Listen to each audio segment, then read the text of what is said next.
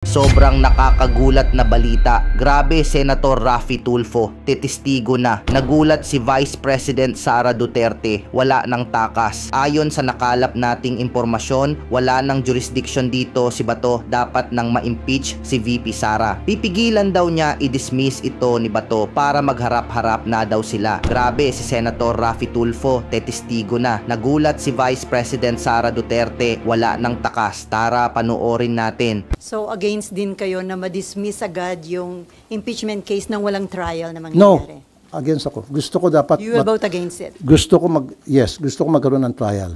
Para naman magkaroon si VP Sara ng pagkakataon madepensa niya ang sarili niya. Kasi for now, sinasabi nga niya na inosente siya. So, let her prove it na inosente siya. Mas maganda yung ma-prove niya na inosente sa pamagitan ng trial. And then, nakita ng mga senador na talagang inosente siya at kulang sa ebidensya. Di ba mas maganda yon? Sir, isa kasi sa mga inaasahang move ng defense pag reconvene ng impeachment court is really to move for dismissal. So what can we expect from you since baka mauwi sa botohan, sir, ng senator judges? Para sa akin, ang ayaw ko ma-dismiss. Gusto ko talaga magkaroon ng trial para ma-prove niya sa kanyang sarili yung kanyang sinasabing innocent siya. Give her a chance. Give her a day in court. Kasi kung ma-dismiss lang, so paano na yung mga allegations against her? Marami mga allegations di ba? O, paano niyo mapuprove yun? Paano niyo masasabi sa taong bayan na inosente siya, na lahat yan ay puro katang-isip lamang kung hindi tayo magkaroon ng trial? Because doon sa trial, doon niya mapuprove yung kanyang innocence. At doon niya mapuprove kung siya ay guilty. May we know how you are preparing for the impeachment, sir? Are you getting or hiring extra legal minds to advise you? I've been talking to my legis every now and then. In fact, I've been also consulting to some lawyers. In fact, meron pa akong mga konsulta. I'm not gonna tell you their names. Mga former justices ng Sandigan Bayan, may former justice ng Supreme Court na nakausap ko. So I've been talking to some people and asking for their inputs. Bakit, sir? Ba't kinakailangan niyo, sir, na ganun karaming i-consult niyo? Because this is my first time na maka-attend o maging senator judge sa isang impeachment hearing. So dapat I should be prepared. Hindi ako pupunta doon ng blanco. Dapat meron akong sapat na kaalaman so that I can make intelligent decision at the end of the day. Pero wala kayong nakita, sir, na parang delaying tactic. Kasi sabi niyo, babat ang tagal. For me, I don't think so. Labas na tayo doon, lampas na tayo doon sa delaying tactics na tinatawag. Doon na lang tayo pag-uusapan natin yung sa impeachment trial na. Kasi para sa akin, gusto ko talaga magkaroon ng trial. Pero Senator Bato de la Rosa, ang sabi niya, pag nag-open na yung 20th Congress, una niyang itatanong ay kung may jurisdiction ba yung 20th Congress. Dapat daw ma-establish muna. Sa tingin niyo, hindi na kailangan dahil na-acquire niyo na yung jurisdiction doon sa meron kaso? ng jurisdiction. Hindi na dapat pag-usapan yan. Magkakaroon talaga ng hearing sa impeachment. It's just a matter of, siguro may maghihiling na madidismiss yan o ibabasura. Now, I'm not for it. Ang gusto ko magkaroon ng trial para ma-prove again for the nth time, ma-prove ni VP Sara na siya inosente. Like what she been saying and her attorneys and her campo na inosente siya. So mas maganda na ma-prove niya na inosente sa pamagitan ng trial, sa resulta ng trial versus madidismiss agad-agad. So wala siyang pagkakataon na mapakita sa taong bayan na siya ay malinis at yung mga aligasyon ay gawa-gawa lamang. Sabi niyo nga gusto niyo yung leadership style ni SPG. So kontento rin kayo sa pag-handle niya sa impeachment case ni VP Sara? So far, okay naman para sa akin. And what's important to me is matutuloy yung impeachment. And gustong-gusto ko matuloy impeachment para mabigyan natin pagkakataon si VP Sara na maisabi niya yung kanyang side. Mas maganda, di ba, ma-clear niya yung name niya sa pamagitan ng pagdidepensa niya doon sa impeachment at mapapatunayan na inosente siya as opposed to yung mababasura before na magkaroon ng hearing sa impeachment. Yes, I'm for cheese. Actually, Erwin consulted me. Sabi niya, Kuya, saan ba tayo? And then I said, ako ay kay Cheese. Now, it's up to you. Hindi kita pwedeng diktahan kung sinong gusto mo. Sabi niya then, kung kay Cheese ka, sige. And then, sinabi ko sa kanyang dahilan at nakita niya magandang reason na binigay ko sa kanya. Kaya, sumang-ayon siya sa akin. Ano po yung mga reason na binigay niyo? Well, first of all, kilala ko si Cheese. I've worked with him for 3 years. At halos parehong work ethics namin. agresibo siya pag meron siya mga bills na gusto mapasa, especially mga tinatawag na priority bills. Pinupush niya talaga. In fact, he will even to the extent of calling my staff. Ano bang problema? Paano ba ako makatulong? And then, kuminsan siya pa mismo ang nagpapapirma para mapabilis yung proseso. Isa yun sa mga bagay na nakita ko sa kanya. That's why sabi ko, although hindi ko pa nakakatrabaho yung kabila, si Senator Soto, I don't know him, I mean as far as work ethics niya o leadership niya because hindi ko naranasan. Unlike a cheese, naranasan ko and wala akong nakitang problema. Sabi nga nila, if it ain't broke, don't fix it. Pero nag-effort ho yung grupo ni Senator Soto na ligawan din kayo. Well, may mga nagparating but it was too late. Ako naman, hindi naman ako pwedeng urong-sulong. Kung talagang nakapag-decide na ako, nandun na yon. So wala na makakapagpabago sa decision nyo, sir, hanggang July 28? I don't think so. Kailangan kong panindigan kung ano na yung napag-desisyonan ko na. Hindi naman tayo pwedeng agaw-bawi. Sir, do you expect to retain your committees? As far as I know, kasi I'm doing okay naman sa committee ko as chairman ng public services. I'm doing my rounds to make sure na safe yung mga pasahero natin sa bus, sa barko, sa aeroplano. Sa DMW naman, I've been going around different places sa iba't ibang bansa para tingnan yung sitwasyon natin mga OFWs. So I'm doing well. Siguro naman hindi tatanggal sa akin ni Chish yung committee na yon. Madadagdagan ba, sir? I don't think so. Okay na sa akin yung dalawa para makapag-focus ako. Pag marami, baka makadistract. No, it's not. It's no longer mine. So migrant workers, Migrant workers and public services, yun yung committee ko. dati energy nga pala pinalitan siya. Wala na kayong hiningi, sir, na iba? Wala akong hiningi ni Tuldok kay Senchis when I told him na I'm with you, I didn't ask for anything in exchange. Distributed nila lahat, sir, yung mga committee chairmanship. That I don't know. You can ask Cheese directly, Senator Cheese directly, pertaining to that. All I know is yung committee ko lang.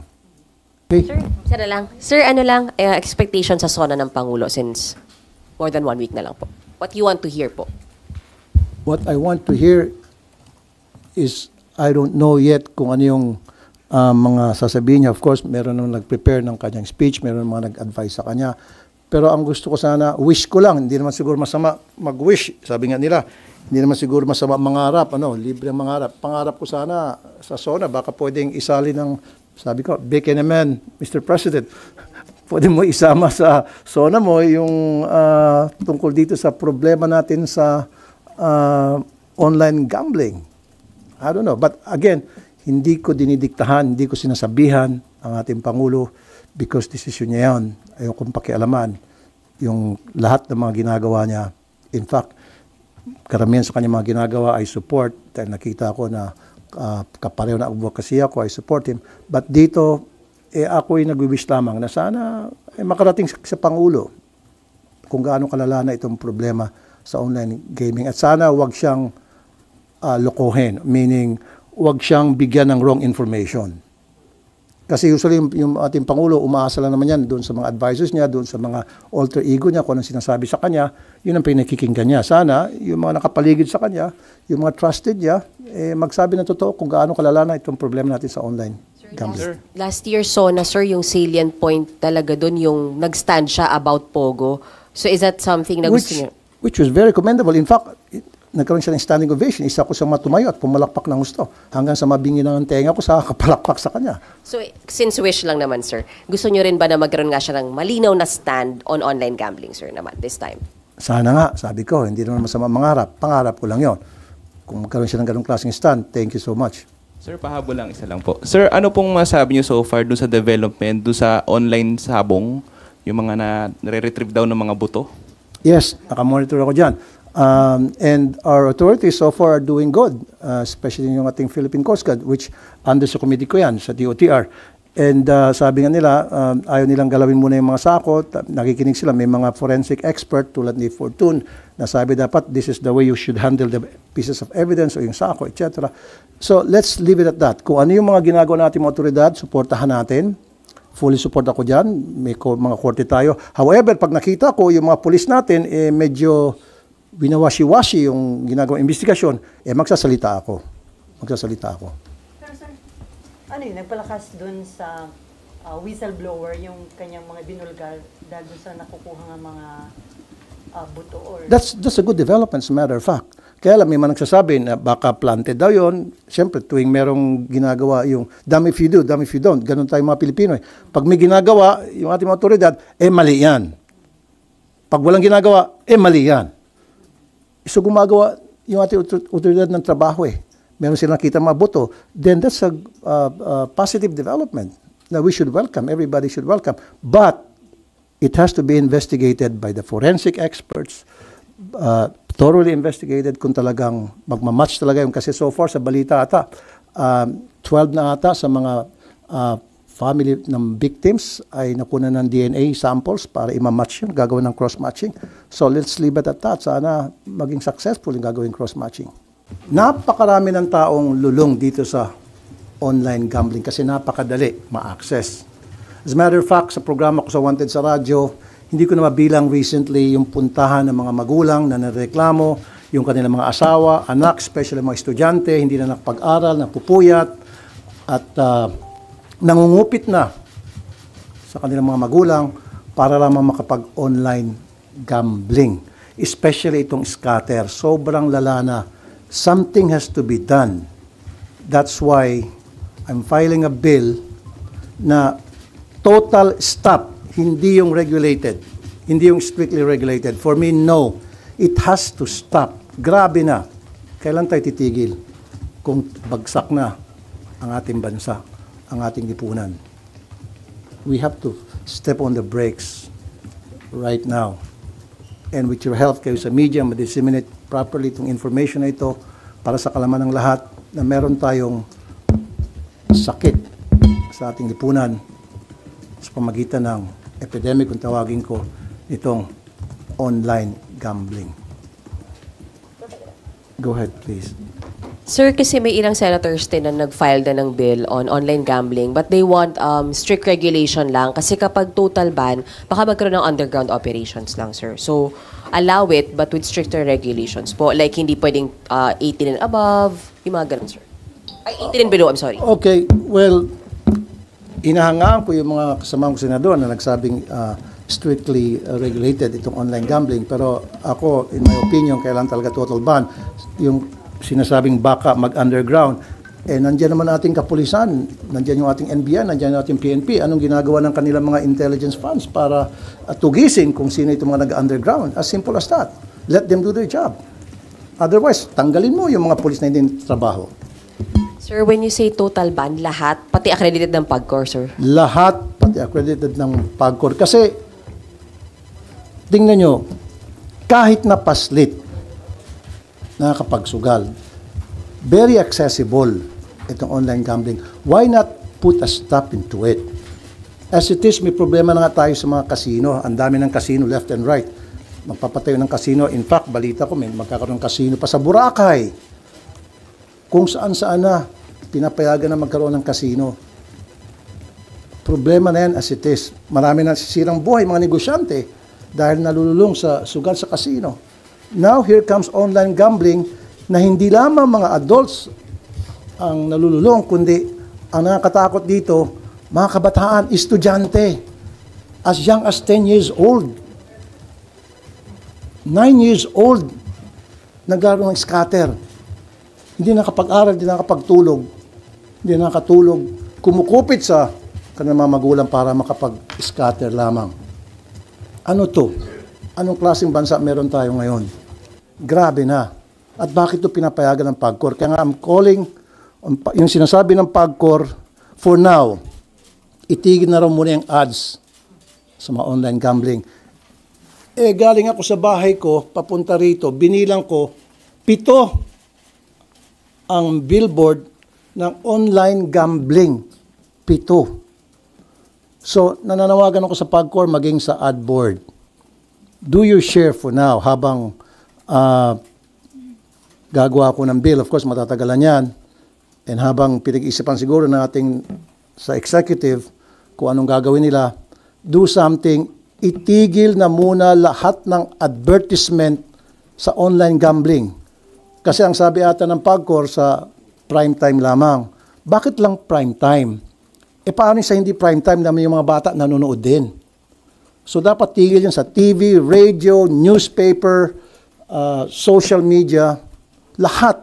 Kung nagawa natin yan sa sigarilyo, remember dati sigarilyo left and right, may advertisement yan. Lahat ng platform sa media, napatigil. So bakit hindi natin mapatigil itong sa online gambling?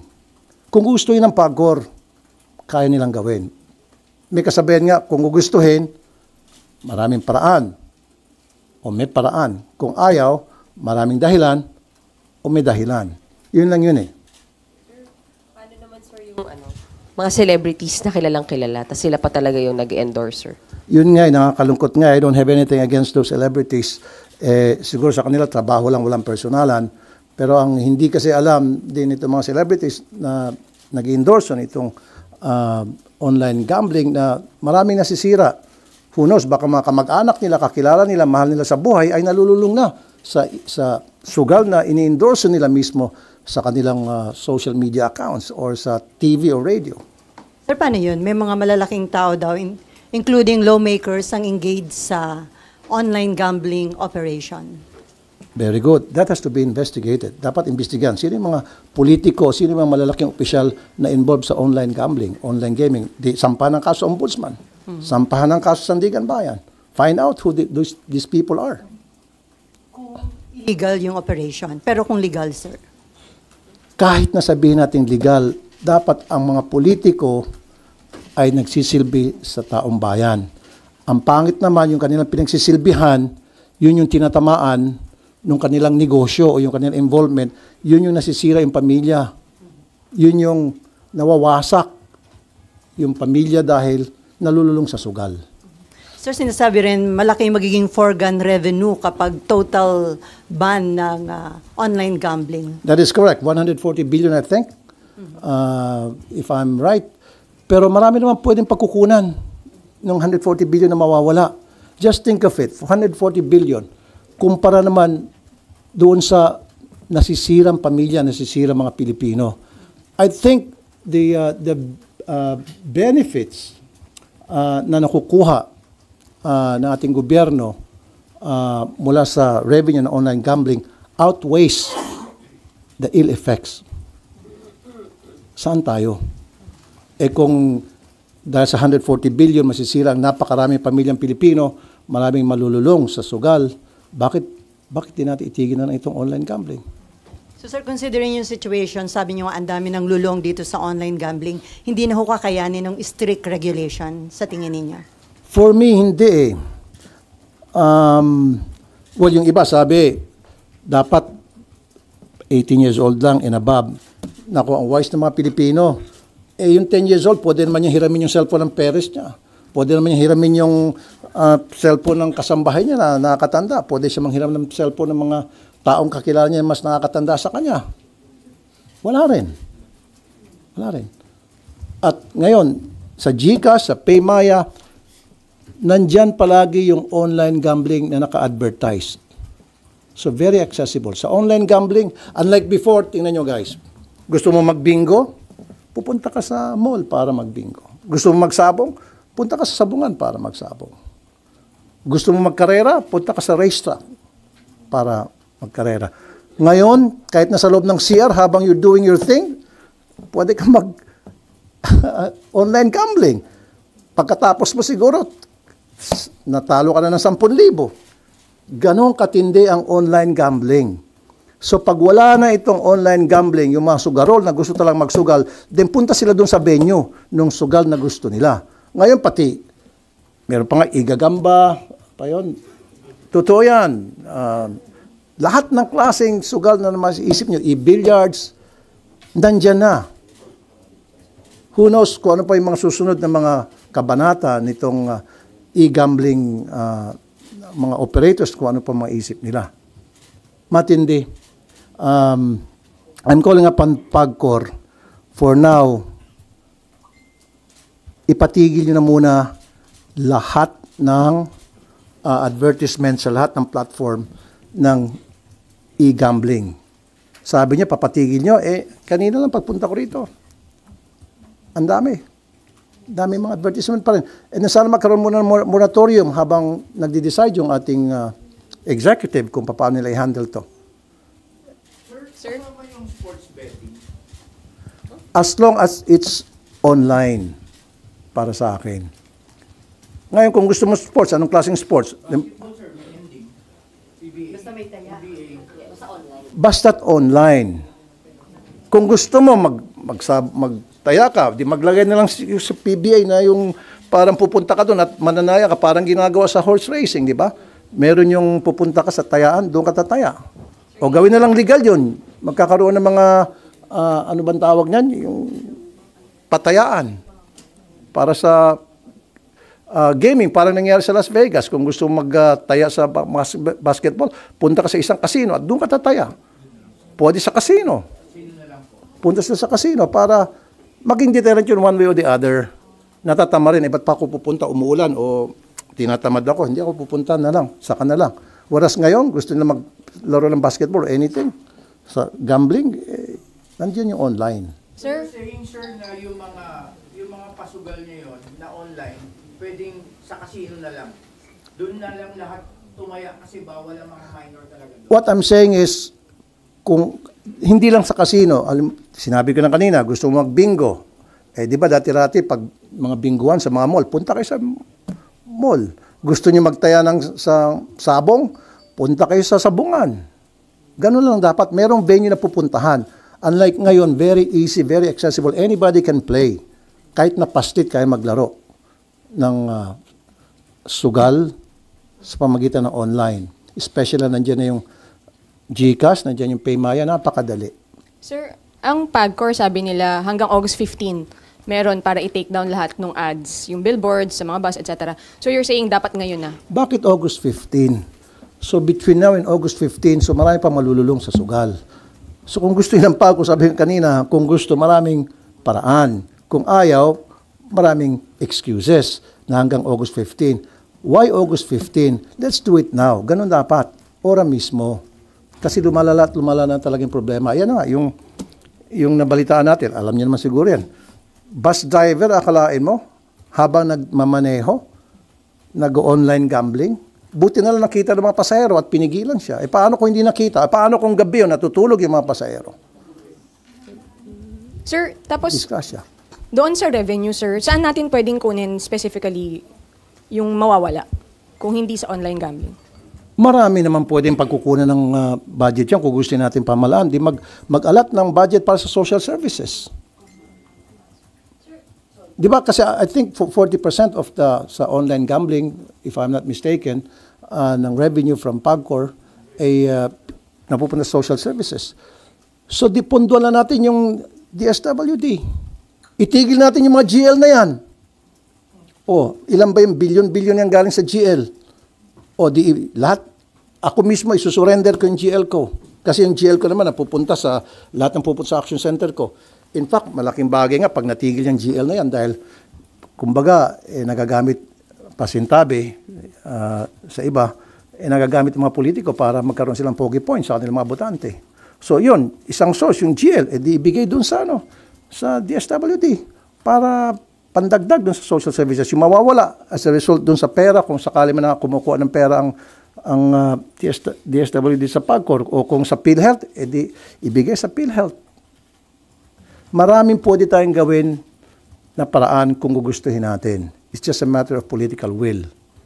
It's just a matter of using our common sense, ika nga. Balikan ko sir yung celebrities tsaka online influencers na nag-e-endorse. Do you also have calls na, paano ba, tumigil din sila na mag-withdraw from endorsing online gambling? Paano po ba, sir? Hindi ko sila pwedeng diktahan. Ang masasabi ko lamang, siguro mag-isip sila kung ano ba yung effect ng kanilang endorsement doon sa nakakaraming mga taong nalululong sa sugal dahil naniniwala sa kanila. Especially influencer, mabilis na maka-influensya sa kanilang mga followers. So just imagine, sila, dapat isipin nila kung ano yung epekto noon sa kanilang mga followers. Baka bandang huli mga followers nila, imbis na matutuwa, alis na sa kanila at hindi na magpa-follow dahil sa iyo, na-bankrupt ako, dahil sa iyo, nasira ang buhay ko. Pero sir, sa cellphone, maraming apps na makikita mo nag-endorse ng mga online gambling. Baka dun karamihan. Yun nga, dapat talaga i-stop yun sa mga endorsement. Hindi lamang sa mga influencers, kundi total ban talaga pagdating sa advertisement sa online gambling. Kasi sa GCash, pagbukas mo ng GCash, Paymaya, nandoon palagi yung online gambling. Ang daming apps sir. Correct. So dapat, with the help of DICT, pwede naman i-ban yun eh. Pero sir, do you think mabilis makakapasa itong proposed bill tungkol sa total ban ng online gambling? Considering na sino yung mga tao behind it. Let's be practical. It will take some time dahil maraming aharang, maraming pipigil, maraming maglalabi. And you know how powerful they are, these people behind. Ikaw na mismo nagsabi, may mga malalaking taong nasa likod niyan. Of course, isa yun sa mga tututol. But at least we're doing something and we're gonna fight for it. And for the meantime, habang wala pa yon, I'm calling upon PAGCOR, I'm calling upon AdBoard, DICT. Magtrabaho naman kayo. Sir, committee nyo ba yung mag-hear nito about online gambling? It's not my committee. Walang franchise, walang kinalaman sa committee ko itong sa gambling. Dahil ako sa public services sa DMW. So what I can do is, when I file the bill, file a resolution, pag hinir, then that's the time na siguro magkakaroon ng marami akong support. In fact, I know for a fact na 4 ata na mga senador ang ayaw din sa online gambling. Kaya lang iba sa kanila gusto regulated. Pero ako, strictly regulated. Pero ako, kung ako talaga, total ban. You're filing the bill today, sir, o filed na po? Wala pa. In fact, dinadraft pa ng legis ko na that will be, kasi nakapag-file na ako ng 2 sets 20. So another 10, so 30 bills ang pa-file ko. So kasama dun sa 30 sa third batch na ipa-file ko. Can you say within this week nyo po mapa-file ito, sir, yung sa online gambling? The next week. Total ban. May pakiusap po ba kayo sa mga e-wallet services? Kasi isa sila sa mga dahilan po ba't sobrang dali mag-online sugal. Yung iba nakalink pa yung account nila dun sa platform ng online sugal. Kaya ang daling mag-cash in, ang daling mag-cash out. Alam mo, yung mga may-ari ng e-wallet, kahit na anong klaseng pakiusap mo, kahit na lumuhod ka, hindi ka pakikinggan yan. Kasi kumikita sila dyan, halos bread and butter nila yan eh. So ang kailangan talaga is legislation para wala silang pwedeng gawing rason. Pag may batas na, wala silang magawa. That they have to follow, otherwise may kalalagyan sila. Sir, other issue? Okay. Ay, may nag-raise ng hand dun sa dulo. Yes, sir. Sir, nabanggit nyo epidemic na. Kung nagawa ng Pangulo yung executive order sa POGO, bakit hindi tayo manawagan sa Pangulo na maglabas ng executive order pagbawal itong online gambling, sir? Thank you, sir. Thank you for that very good question. Hindi ko pwedeng diktahan o pagsabihan ng ating Pangulo dahil may separate of powers, executive siya, legislative ako. I can only wish. So, hindi naman siguro masama mangarap. So, nangangarap ako sana one day or in the next few days, makarating sa ating Pangulo kung gaano kalala itong problema, and it's up to the President kung anong discarding gagawin niya, and I will respect kung ano man desisyon niya. Pero para sa akin, my stand is sana total ban pahinto na ito. Ngayon, ikaw bilang Pilipino, ano ang masasabi mo at reaksyon sa balitang ito? Mag-iwan ka ng komento sa ibaba at atin pong babasahin isa-isa.